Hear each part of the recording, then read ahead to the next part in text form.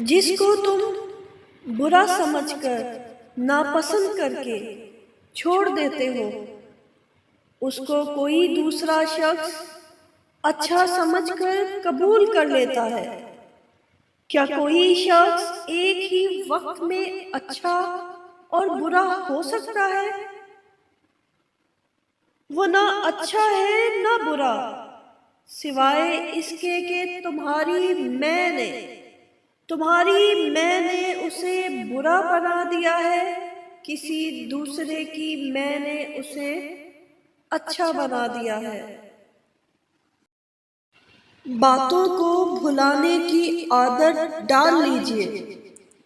ہر بات کو یاد رکھنا اپنے دماغ کا سکون خراب کرنا ہے اور اسے کباڑ خانہ بنانا ہوتا ہے، اور انسان چلتی پھرتی لاش بن جاتا ہے۔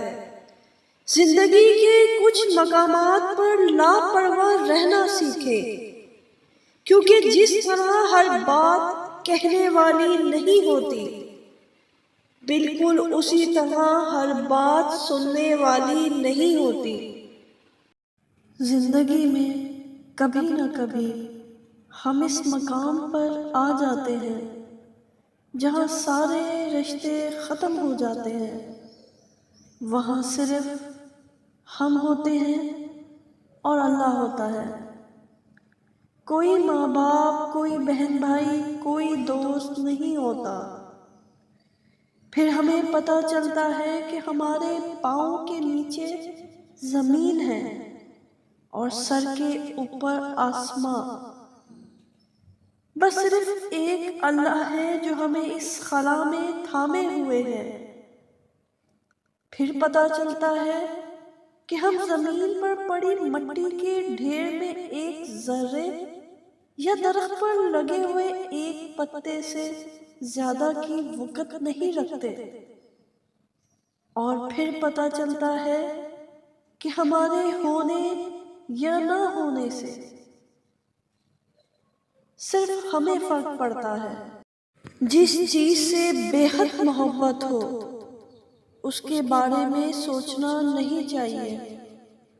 سوچ شبہات کو پیدا کرتی ہے اور شبہ محبت کو ختم کر دیتا ہے۔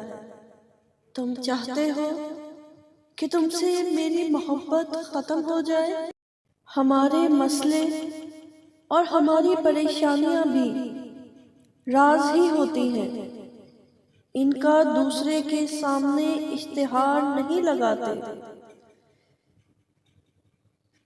جو انسان اپنے آنسو دوسروں سے صاف کرواتا ہے وہ خود کو بے عزت کر دیتا ہے، اور جو اپنے آنسو خود پوंچھتا ہے وہ پہلے سے بھی زیادہ مضبوط بن جاتا ہے۔